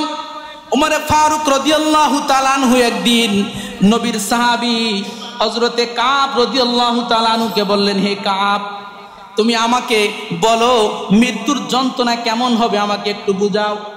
হযরতে কাব রাদিয়াল্লাহু তাআলা আনহু বললেন, হে নবীর সাহাবী, মৃত্যুর যন্ত্রণাটা বড় কঠিন হবে। একজন জীবিত মানুষের পেটের ভিতরে যদি কাঁটাযুক্ত একটা গাছ ঢুকিয়ে দেওয়া হয়, এই কাঁটাযুক্ত গাছ যদি তার পেটের ভিতরে ঢুকানোর পরে আবার টান দিয়ে বের করা হয়, এই জীবিত মানুষটা যত পরিমাণ কষ্ট পাবে, এর চেয়েও মৃত্যুর যন্ত্রণা আরো বহু গুণে কঠিন হবে। নাউজুবিল্লাহ। এবার চিন্তা করে দেখেন মৃত্যুর যন্ত্রণা কত। আল্লাহ পাক রব্বুল আলামিন কোরআনুল কারীমের ভিতরে বলেন, ওয়াজাত সাকরাতুল মাউতু বিল হক, ওয়াজাত সাকরাতুল মাউতি বিল হাক্কি যালিকা মা কুনতা মিনহু তাহিদ। আল্লাহ পাক রব্বুল আলামিন বলেন, হে মানব মণ্ডলী, জেনে রেখো মৃত্যুর যন্ত্রণা অবশ্যই আসবে, মৃত্যুর যন্ত্রণার সম্মুখীন অবশ্যই প্রত্যেককে হতে হবে। মা কুনতা মিনহু তাহিদ, যে মৃত্যুর যন্ত্রণা থেকে তোমরা পলায়ন করছো, অথচ এই মৃত্যুর যন্ত্রণা থেকে কেউই পলায়ন করতে পারবে না। প্রত্যেকটি মানুষ মৃত্যুর যন্ত্রণার সম্মুখীন হবে। আল্লাহর নবীর একজন, আল্লাহ পাক রব্বুল আলামিনের একজন বড় নবী, যার নাম হলো হযরত ইদ্রিস আলাইহিস সালাতু ওয়াস সালাম। নাম আপনারা শুনছেন তো? আল্লাহ নবী ইদ্রিস আলাইহিস সালাতু ওয়াস সালাম, তার কাছে একদিন মালাকুল মাউত আসছে। একদিন হয়ে গেল, 2 দিন হয়ে গেল, 3 দিন হয়ে গেল, মেহমান হিসেবে আসছে। ইদ্রিস আলাইহিস সালাতু ওয়াস সালাম তার কাছে খাবার আনয়ন করে, কিন্তু তিনি খাবার খান না। ইদ্রিস আলাইহিস সালাতু ওয়াস সালাম বুঝতে পেরেছেন তিনি কোনো মানুষ না, কারণ মানুষ হলে 3 দিন তো না খেয়ে থাকতে পারে না, অবশ্যই তিনি কোনো ফেরেশতা হবে। 3 দিন পরে হযরত ইদ্রিস আলাইহিস সালাতু ওয়াস সালাম জিজ্ঞাসা করলেন, ভাই আপনার পরিচয়টা তো আমি জানতে চাই, আপনার পরিচয়টা কি? মালাকুল মউত বলতেছে, আমার পরিচয় হলো আমি কোনো মানুষ নই, আমার নাম হলো মালাকুল মউত। লোকে আমাকে বলে আমি নাকি মানুষের রূহ কবজ করি, আর বাস্তবেও আমি সমস্ত মানুষের রূহ কবজ করি। মুসলমান ভাইরা আমার বলতে পারেন, মালাকুল মউত তো একজন, তাহলে একজনে সকল মানুষের রূহ কেমনে কবজ করে? কারণ 1 সেকেন্ডের ভিতরে সারা দুনিয়ায় হাজার হাজার মানুষের ইন্তেকাল হয় কি হয় না? তাহলে ফেরেশতা যদি একজন হয়, তাহলে এই সারা দুনিয়ার মানুষের রূহ কেমনে কবজ হয়? মালাকুল মাউত হচ্ছে প্রধান। এই মালাকুল মাউতের লক্ষ লক্ষ নয়, কোটি কোটি বাহিনী আছে। এই মালাকুল মাউত তিনি হচ্ছেন প্রধান, তিনি এই বাহিনীর মাধ্যমে এই মৃত্যুবরণের কাজটা তিনি আঞ্জাম দিয়ে থাকেন। এজন্য মুসলমান ভাইরা আমার, মালাকুল মাউত বলতেছেন, আমার নাম হচ্ছে মালাকুল মাউত, আমি মানুষের রূহ কবজ করি। ইদ্রিস আলাইহিস সালাতু ওয়াস সালাম বললেন, যদি তাই হয় তাহলে আপনি কেন আমার কাছে আসছেন? আমার জীবনের হায়াত কি শেষ হয়ে গেল নাকি? আমার রূহকে কবজ করতে আসছেন নাকি? বলে না, আপনার রূহ কবজ করতে আসি নাই, আপনার সঙ্গে বন্ধুত্ব স্থাপন করতে এসেছি।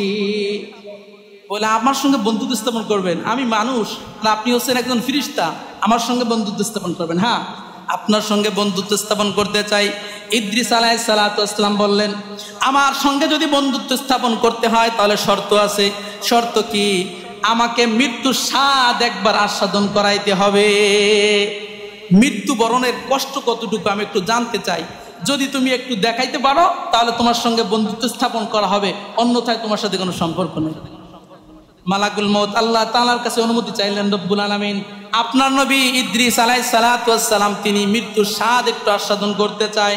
আল্লাহ পাক রব্বুল আলামিন অনুমতি দিলেন।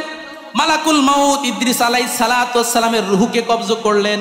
আবার আল্লাহ তাআলার কাছে অনুমতি চাইলেন রব্বুল আলামিন, আপনার পয়গাম্বার ইদ্রিসের হায়াতটাকে আপনি পুনরায় ফেরত দিয়া দেন। সুবহানাল্লাহ বলেন। ইদ্রিস আলাইহিস সালাতু ওয়াস সালামের হায়াতকে পুনরায় আবার ফেরত দেওয়া হলো। মালাকুল মউত জিজ্ঞাসা করলেন, ভাই আপনি চেয়েছিলেন যে মৃত্যুর যন্ত্রণা কতটুকু একটু জানতে যাবেন, আপনাকে দেওয়া হয়েছে মৃত্যুর যন্ত্রণা, আপনার কাছে কেমন মনে হয়েছে একটু বলেন।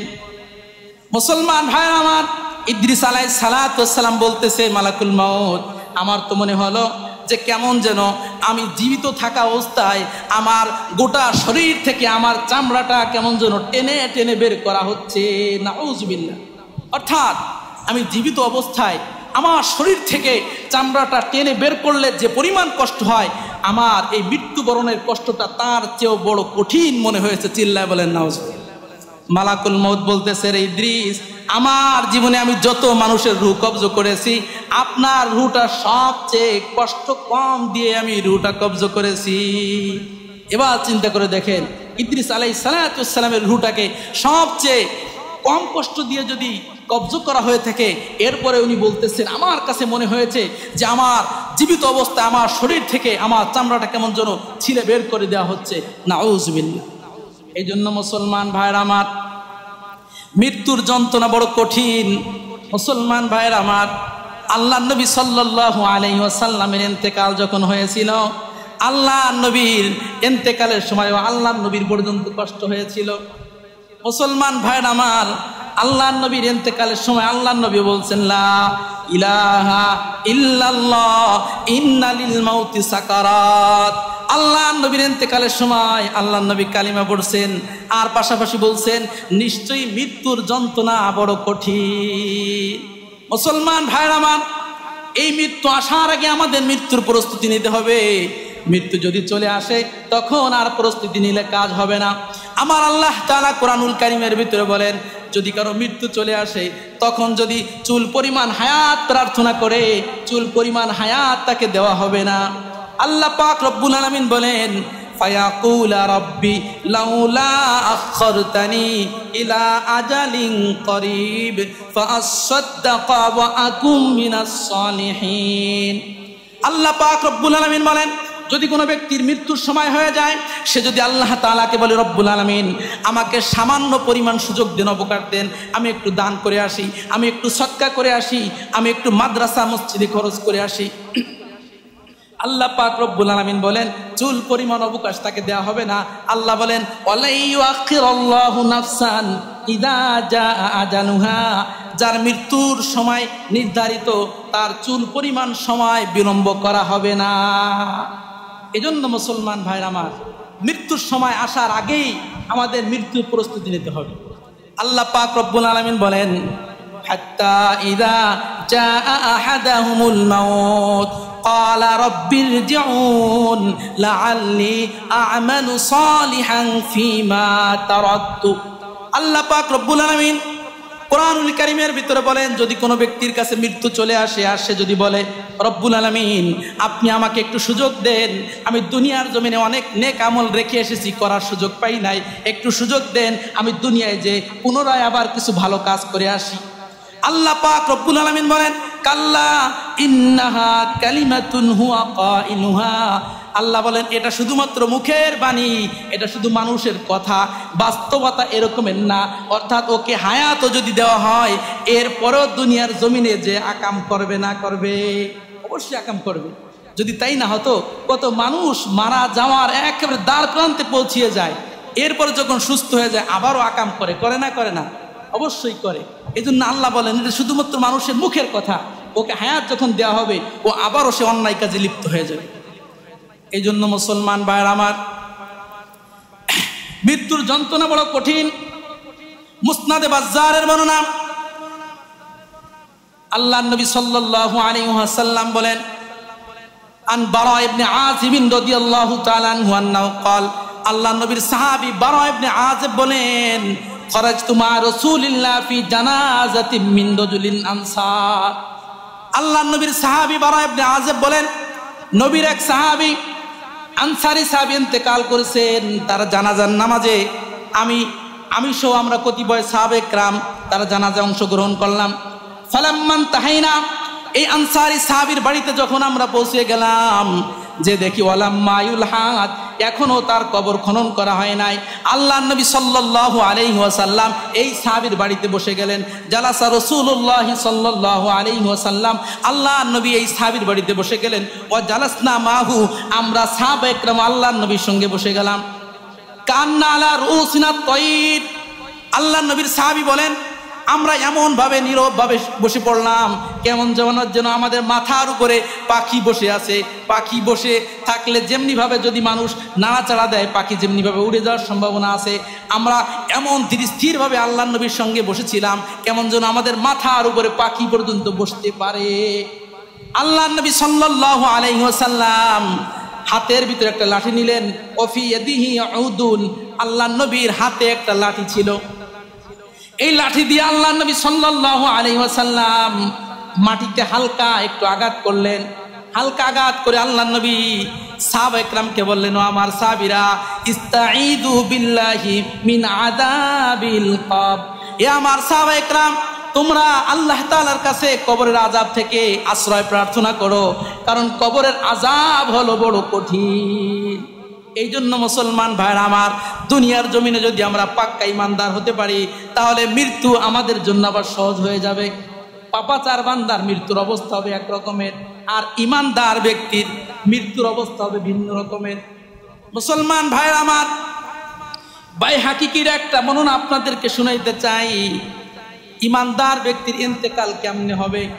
আল্লাহর নবী বলেন, ওয়া ইন্নাল আবদাল মুমিনা ইযা কানা ফি ইনকিতাইম মিনাদ দুনিয়া ওয়া ইকবালিম মিনাল আখিরা। নবী আমার বলে, ইমানদার ব্যক্তির দুনিয়া থেকে চলে যাওয়ার সময় যখন হয়ে যায়, ইমানদার ব্যক্তির পরকালে যাওয়ার সময় যখন হয়ে যায়, নাযালা ইলাইহি মালাইকাতুম মিনাস সামা। ইমানদারের ইন্তেকালের সময় যখন হয়ে যায়, আসমান থেকে রহমতের ফেরেশতারা আসে। আল্লাহর নবী বলেন, আল্লাহর নবী সাল্লাল্লাহু আলাইহি ওয়াসাল্লাম বলেন, বিজুল উজু যাদের চেহারাটা হয় সাদা, যাদের চেহারাটা হয় হলো উজ্জ্বল, উজুহুহুম কাশ-শামস। আল্লাহর নবী বলেন রহমতের ফেরেশতারা যখন ইমানদারের ইন্তেকালের সময় আসে, তাদের রূহটা সূর্যের মতো ঝলমল করতে থাকে। চিল্লায় বলেন সুবহানাল্লাহ। ওয়া মাআহুম কাফানুম মিন আকফানিল জান্নাতি, ফেরেশতাদের হাতে জান্নাতের কাফনের কাপড় থাকে। ওয়া হানুতুম মিন হানুতিল জান্নাহ, এবং জান্নাতের সুগন্ধি ফেরেশতাদের হাতে থাকে। সুবহানাল্লাহ। এই রহমতের ফেরেশতাগণ যেই ব্যক্তির, ইমানদার ব্যক্তির ইন্তেকালের সময় হয়ে গেল, তার চোখের সামনে বসে থাকে। এই বান্দা যত দূর পর্যন্ত নজর দিতে পারে, যত দূর তার দৃষ্টি যায়, তত দূর পর্যন্ত অসংখ্য অগণিত ফেরেশতারা তার রূহকে গ্রহণ করার জন্য, ইস্তেকবাল দেওয়ার জন্য, স্বাগতম করার জন্য উপস্থিত থাকে। চিল্লায় বলেন সুবহানাল্লাহ। আল্লাহর নবী বলেন এমন সময় মালাকুল মাউত তার মাথার কাছে চলে আসে, মাথার কাছে এসে বলে, ইয়া আইয়াতুহান নাফসুত তাইয়্যিবাহ, হে পবিত্র আত্মা, উখরুজি ইলা মাগফিরাতিম মিনাল্লাহি ওয়া রিদওয়ান, হে পবিত্র আত্মা, আল্লাহ পাক রব্বুল আলামিনের ক্ষমার দিকে তুমি বের হয়ে আসো, আল্লাহ পাক রব্বুল আলামিনের মাগফিরাতের দিকে, সন্তুষ্টির দিকে তুমি বের হয়ে আসো। সুবহানাল্লাহ। মালাকুল মাউত যখন ইমানদারের রূহকে টান মারে, আল্লাহর নবী সাল্লাল্লাহু আলাইহি ওয়াসাল্লাম বলেন ইমানদারের রূহটা কতটা সহজে বের হয়, যেমনি ভাবে একটা জগ দিয়ে গিলাসে যখন পানি ঢালা হয়, পানি ঢালার সময় জগ দিয়ে কিন্তু ধাপ করে পানিটা পড়ে না, আবার একেবারে পড়া বন্ধ হয়ে যায় না, বরং ধীর স্থিরভাবে আস্তে আস্তে করে জগ দিয়ে গিলাসে কিন্তু পানি পড়ে। আল্লাহর নবী বলেন একটা জগ দিয়ে গিলাসে পানি ঢাললে যেমনি ভাবে আস্তে আস্তে ধীর স্থিরভাবে পানিটা পড়ে, ইমানদারের রূহটা এইভাবে আস্তে আস্তে বের হয়ে যায়। চিল্লায় বলেন সুবহানাল্লাহ। এই মালাকুল মাউত সহ তার সামনে অনেক ফেরেশতারা যখন উপস্থিত থাকে, মালাকুল মাউতের কাছ থেকে দ্রুত রহমতের ফেরেশতারা রূহটাকে কবজ করে জান্নাতের কাফনের কাপড়ের ভিতরে পেঁচায় দেয়। চিল্লায় বলেন সুবহানাল্লাহ। এরপরে জান্নাতের সুগন্ধি ওই লাশে, ওই আত্মার ভিতরে লাগানো হয়, বান্দার আত্মার ভিতরে, বান্দার রুহুর ভিতরে জান্নাতের সুগন্ধি লাগানো হয়। জান্নাতের সুগন্ধি লাগায়া রহমতের ফেরেশতারা এই রুহুটাকে, এই আত্মাটাকে আসমানের দিকে নিয়ে যেতে থাকে। চিল্লায় বলেন সুবহানাল্লাহ। প্রথম আসমানে যখন যায়, ফায়াসআদুনা, প্রথম আসমানে যখন যায়, প্রথম আসমানে যাওয়ার সঙ্গে সঙ্গে প্রথম আসমানের ফেরেশতারা বলতে থাকে, এই পবিত্র আত্মাটা কার, এত সুন্দর ঘ্রাণ আসতেছে। সুবহানাল্লাহ। প্রথম আসমানের ফেরেশতারা এই বান্দার আত্মার ঘ্রাণে ঠিক পায় লোকটা কি ইমানদার। তখন বলা হয় এই লোকটা হচ্ছে অমুক এলাকার অমুকের ছেলে, তার যে সুন্দর নাম আছে, এই সুন্দর নামটা ফেরেশতাদের সঙ্গে বলা হয়। এভাবে মুসলমান ভাইরা আমার, পর্যায়ক্রমে প্রথম আসমান, দ্বিতীয় আসমান, তৃতীয় আসমান, চতুর্থ, পঞ্চম, ষষ্ঠ আসমান পর্যন্ত এইভাবে এই বান্দার আত্মাটাকে নিয়ে যাওয়া হয়। আর এই ষষ্ঠ আসমান পর্যন্ত যত ফেরেশতারা আছে, প্রত্যেকটা ফেরেশতারা এই বান্দার আত্মাকে স্বাগতম জানাইতে থাকে। চিল্লায় বলেন সুবহানাল্লাহ। আল্লাহ পাক রব্বুল আলামিনের কাছে সপ্তম আসমানে যখন ইমানদারের রূহটাকে নিয়ে যাওয়া হয়, আল্লাহ পাক রব্বুল আলামিন ফেরেশতাদেরকে বলে, উকতুবু কিতাবাহু ফি ইল্লিয়িন, আমার এই বান্দার আমল নামাটা জান্নাতের ভিতরে সংরক্ষণ করে দাও। চিল্লায় বলেন সুবহানাল্লাহ। আল্লাহ পাক রব্বুল আলামিন সরাসরি ফয়সালা করে দেয়, এই বান্দা জান্নাতি হিসেবে তাকে তোমরা ঘোষণা দিয়ে দাও। এবং এই বান্দার আত্মাটাকে আবারও কবরের ভিতরে ফিরিয়ে দাও। ইমানদার বান্দার আত্মাটাকে পুনরায় আবার কবরের ভিতরে ফিরিয়ে দেওয়া হয়। আল্লাহর নবী বলেন, ফায়াতিহি মালাকানি, এরপরে কবরে যখন বান্দার আত্মাটা চলে আসে, দুইজন ফেরেশতা আসে। একজন ফেরেশতার নাম হচ্ছে মুনকার, অপর ফেরেশতার নাম হচ্ছে নাকির। এই মুনকার নাকির দুইজন ফেরেশতা আসে। আসার পরে ইমানদারকে তিনটে প্রশ্ন করে, মার রব্বুকা, হে ইমানদার তোমার রবকে? ইমানদার বলে, রব্বি আল্লাহ, আমার রব হচ্ছে আল্লাহ পাক রব্বুল আলামিন। দ্বিতীয় নাম্বার প্রশ্ন, মার ওমা দিনুকা, তোমার ধর্ম কি ছিল? ইমানদার বলে, দিনিয়াল ইসলাম, আমার ধর্ম ছিল ইসলাম। তিন নম্বরে প্রশ্ন করে, মা হাযার রাজুল আল্লাযী বুইসা ফীকুম, আল্লাহর নবীর চেহারাটাকে ওই বান্দার চোখের সামনে হাজির করে বলা হয়, এই লোকটাকে কি চিনো? এই লোকটাকে? তখন বলে, হাযা রাসূলুল্লাহ, তিনি তো হচ্ছেন আমাদের রাসূলুল্লাহ। সুবহানাল্লাহ। তখন মুনকার নাকির বলে, হে ইমানদার বান্দা, তুমি এই সকল উত্তর কোন জায়গায় পেয়েছো, উত্তর কিভাবে সংগ্রহ করেছো? লোকটা বলে, করাইতু কিতাব আল্লাহ ওয়া আমানতু বিহি ওয়া সাদ্দাকতু, আমি আল্লাহর কিতাব পড়েছি, কিতাবের উপর আমল করেছি, কিতাব বিশ্বাস করেছি, এই কিতাবের ভিতরে এই জাতীয় প্রশ্নের উত্তর আমি পেয়ে গেছি। চিল্লায় বলেন সুবহানাল্লাহ। আল্লাহ পাক রব্বুল আলামিনের পক্ষ থেকে ঘোষণা করা হয়, আন সাদাকা আবদি, আমার বান্দা সম্পূর্ণ সত্য কথা বলেছে। আমি সঙ্গে সঙ্গে বলে দেন, আফরিশুহু মিনাল জান্নাহ ওয়া আলবিসুহু মিনাল জান্নাহ ওয়াফতাহু লাহু বাবান ইলাল জান্নাহ। আল্লাহ তাআলা ফেরেশতাদেরকে ডাক দিয়ে বলে, ও আমার ফেরেশতারা, এই ঈমানদারের শরীরের জান্নাতের পোশাক পরিধান করায় দাও এবং তার কবরের ভিতরে জান্নাতের বিছানা বিছিয়ে দাও। চিল্লায় বলেন সুবহানাল্লাহ। আল্লাহ বলেন, ওয়াফতাহু লাহু বাবান ইলাল জান্নাহ, জান্নাতের সঙ্গে এই বান্দার কবরের সঙ্গে একটা দরজার ব্যবস্থা করে দাও। চিল্লায় বলেন সুবহানাল্লাহ। আল্লাহ নবী বলেন, এই ইমানদারের কবরের সঙ্গে জান্নাতের সঙ্গে একটা সম্পর্ক হয়ে যায়, জান্নাতের হাওয়া এই বান্দার কবরের ভিতরে আসতে থাকে। নবী আমার বলে, এখানে শেষ না, এই বান্দার কবরটাকে এতটা প্রশস্ত করে দেওয়া হয়, এই বান্দার চোখের নজর যত দূর যায় তার কবরটাকে ততটা প্রশস্ত করে দেওয়া হয়। সুবহানাল্লাহ। মুসলমান ভাইরা আমার, এরপরেই সুন্দর চেহারা বিশিষ্ট এক ব্যক্তি তার মাথার কাছে এসে হাজির হয়। লোকটা ইমানদার, লোকটা জিজ্ঞাসা করে বলে, মান আনতা, ভাই তুমি কে? তখন লোকটা বলে, আনা আমালুকা সালেহ, দুনিয়ার জমিনে ভালো কাজ তুমি করেছিলা, আমি হচ্ছি তোমার দুনিয়ার জীবনের নেক আমল। সুবহানাল্লাহ। মুসলমান ভাইরা, আল্লাহ পাক রব্বুল আলামিনের পক্ষ থেকে ঘোষণা করা হয়, নামকা নাউমাতিল আরুস, নাম কা নাউমাতিল আরুস, হে আমার ইমানদার বান্দারা, নববধূ নতুন সবেমাত্র যার বিবাহ হলো, এই ব্যক্তি যেমনি ভাবে নিশ্চিন্তায় ঘুমায়, এই আত্মাটা হে ইমানদার তুমি অত্যন্ত নিরাপদের সঙ্গে তুমি ঘুমাইতে থাকো। সুবহানাল্লাহ। কিয়ামত পর্যন্ত ইমানদার ঘুমায়। কিয়ামত দিবসে যখন ইসরাফিল আলাইহিস সালাতু ওয়াস সালাম সিংহায় ফুৎকার দেয়, তখন উনি বলে, ক্বালু মান বাআসানা মিন মারকাদিনা, ওই লোকটা বলে, আমি এই মাত্র ঘুমাইলাম, আমার ঘুমে কে ডিস্টার্ব করতেছে, আমার ঘুমটা কে ভেঙে দিল? অথচ এই লোকটা হাজার হাজার না কোটি কোটি বছর ধরে ঘুমাইছে, কবরের ভিতরে ঠিকও পায় নাই। ইসরাফিল আলাইহিস সালাতু ওয়াস সালামের সিংহায় যখন ফুৎকার হবে, তখন সে বলবে, মান বাআসানা মিন মারকাদিনা হাদা, আমার এই কবর থেকে, আমার এই নিদ্রা থেকে কে জাগিয়ে দিল, আমার ঘুমটাকে কে ভাঙিয়ে দিল? তখন ফেরেশতারা বলবে, মিন মারকাদিনা হাদা মা ওয়াদার রহমান ওয়া সাদাকাল মুরসালুন, এটা হচ্ছে আল্লাহ তাআলার ওয়াদা।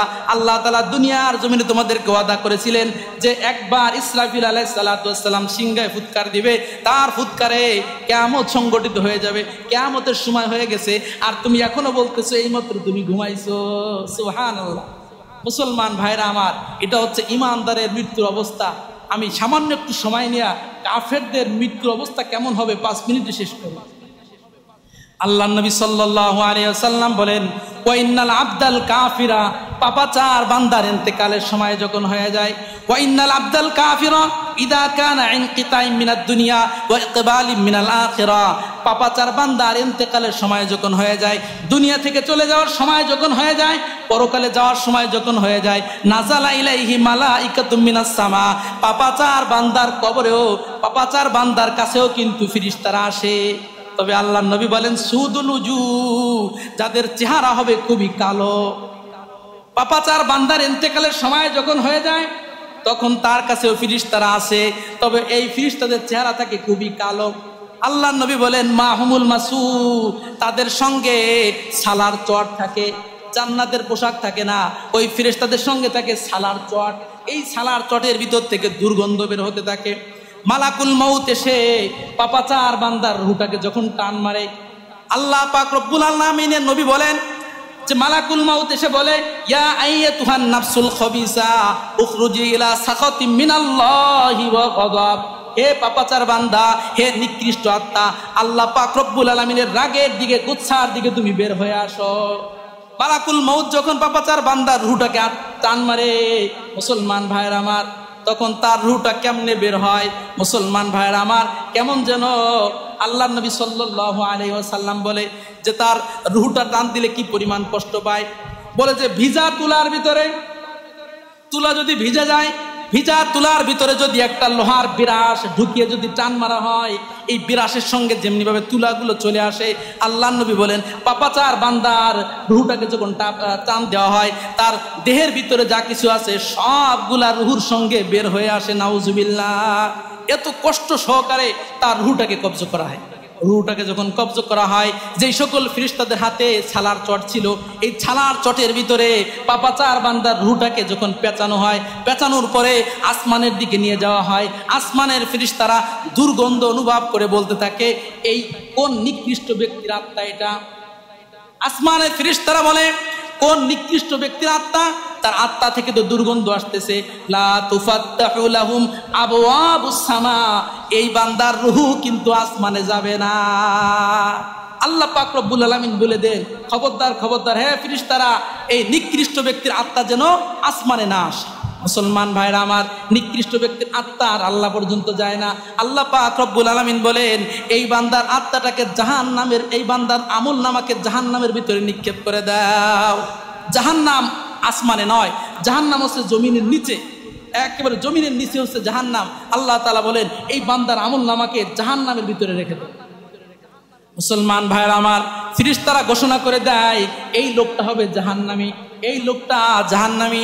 এ মুসলমান ভাইরা আমার, এরপরে পাপাচার ব্যক্তির রূহটাকে আবার কবরের ভিতরে ফিরিয়ে দেওয়া হয়। কবরের ভিতরে ফিরিয়ে দেওয়ার পরে তার কাছে দুইজন ফেরেশতা আছে। ওই আতিহি মালাকান, আল্লাহ নবী বলে তার কাছে দুইটা ফেরেশতা আসে, তার নাম হলো মুনকার এবং নাকির। মুনকার নাকির এসে তার কাছে জিজ্ঞাসা করে, মার রব্বুকে, তোমার রব কি? এরপরে প্রশ্ন করে, ওমা দীনুকা, তোমার ধর্ম কি? এরপরে প্রশ্ন করে, মা হাদার রাজুল আল্লাযী বুইসা ফীকুম, তোমাদের কাছে যে মুহাম্মদুর রাসূলুল্লাহ প্রেরণ করা হয়েছে, এই ব্যক্তিকে কি চেনো? পাপাচার বান্দা বলে, হা হা লা আদ্রি লা আদ্রি লা আদ্রি, আমি তো চিনি না। আমার ধর্ম কি তাও আমি জানি না, আমার রবকে তাও আমি জানি না, আমার নবীকে তাও আমি কিছুই জানি না। ফেরেশতারা বলে, তোমাদের কাছে কি নবী আসে নাই? তোমার কাছে কি কোরআন আসে নাই? তোমার কাছে কি হাদিস আসে নাই? তখন লোকটা বলে, না, আমার কাছে কিছুই আসে নাই। আল্লাহ তাআলা ঘোষণা করে দেয়, আন কাযাবা আবদি, আমার এই বান্দা সম্পূর্ণ মিথ্যা কথা বলছে। মুসলমান ভাইরা আমার, সঙ্গে সঙ্গে আল্লাহ তাআলার পক্ষ থেকে ফয়সালা হয়, আফরিশুহু মিনান নার ওয়া আলবিসুহু মিনান নার, এই ব্যক্তির শরীরে জাহান্নামের পোশাক পরিধান করায় দাও। নাউজুবিল্লাহ। শুধু তাই নয়, আল্লাহ পাক রব্বুল আলামিন বলেন, তার কবরের ভিতরে জাহান্নামের পোশাক পরিধান করায় দাও। ওয়াফতাহু লাহু বাবান ইলান নার, এই বান্দার কবরের সঙ্গে জাহান্নামের সঙ্গে একটা সংযোগের ব্যবস্থা করে দাও। নাউজুবিল্লাহ। মুসলমান ভাইরা আমার, কবরের সঙ্গে জাহান্নামের সঙ্গে কিন্তু বাপাচার বান্দার কবরের সঙ্গে সম্পর্ক হয়ে যায়। জাহান্নামের গরম হাওয়া তার কবরের ভিতরে আসতে থাকে। মুসলমান ভাইরা আমার, আল্লাহ নবী সাল্লাল্লাহু আলাইহি সাল্লাম বলেন, এরপরে একজন কালো চেহারা বিশিষ্ট এক ব্যক্তি এসে তাকে বলে যে, এ ভাই আপনি কে? মানাংটা আপনি কে? তখন ওই কালো চেহারা বিশিষ্ট লোকটা বলে, আনা আমালুকা সু, আমি হচ্ছি তোমার দুনিয়ার নিকৃষ্ট আমল। দুনিয়ার জমিনে যে নেক আমল করেছো, আমি তুমি যে বদ আমল করেছো, আমি হলাম সেই তোমার বদ আমল। মুসলমান ভাইরা আমার, আল্লাহ পাক রব্বুল আলামিন এরপরে এই বান্দাকে শাস্তির আদেশ করে। কেমন শাস্তি দেয়? মুসলমান ভাইরা আমার, আল্লাহ নবী সাল্লাল্লাহু আলাইহি ওয়াসাল্লাম বলেন, এরপরে এই শাস্তির আদেশ হয়ে যায়। শাস্তির আদেশ যখন হয়ে যায়, আল্লাহ পাক রব্বুল আলামিন কবরের মাটিকে এত পরিমাণ শক্তি দান করেন, কবরের মাটি তাকে এমন পরিমাণ এমনভাবে চাপ দেয়, চাপ দেওয়ার সঙ্গে তার দুই পাঁজরের হাড্ডি, এক পাশের হাড্ডি অপর পাশের হাড্ডির সঙ্গে ঢুকে যায়। চিল্লায় বলেন নাউজুবিল্লাহ। অন্য বর্ণনার ভিতরে আছে, আল্লাহ পাক রব্বুল আলামিনের জাহান্নামের ফেরেশতারা বিশাল বড় বড় জাহান্নামের হাতুড়ি দিয়ে তাকে প্রহার করতে থাকে। মুসলমান ভাইয়ের আমার, অন্য এক বর্ণনার ভিতরে আসছে, আল্লাহ পাক রব্বুল আলামিন এই বান্দার কবরে বিশাল বড় বড় সাপ পাঠিয়ে দেয়, যেই সাপের বিষের এত পরিমাণ প্রতিক্রিয়া, আল্লাহর নবী বলেন, ওই এক ফোঁটা বিষ যদি দুনিয়ার জমিনে পড়তো, দুনিয়ার জমিনে কোনো ফসল কোনোদিন আর উৎপন্ন হতো না। এত পরিমাণ প্রভাব, এত পরিমাণ প্রতিক্রিয়া থাকবে ওই সাপের বিষের ভিতরে। মুসলমান ভাইয়ের আমার, এই জাতীয় সাপ তাকে দংশন করতে থাকবে কিয়ামত পর্যন্ত। এই জন্য মুসলমান ভাইয়ের আমার, আমরা বেশি বেশি মৃত্যুকে স্মরণ করব, পরকালের প্রস্তুতি বেশি বেশি গ্রহণ করব। আল্লাহ পাক রব্বুল আলামিন আমাদের সকলকে বুঝার, আমল করার এবং পরকালের প্রস্তুতি বেশি বেশি গ্রহণ করার তৌফিক দান করেন। ওয়া আখিরি দাওয়ানা আনিল হামদুলিল্লাহি রাব্বিল আলামিন। আমরা যারা সুন্নত পড়িনি, সুন্নত পড়িনি। ঢাকা মাহফিল, সুস্থ সমাজ গড়ার বিপ্লবী চেতনায়।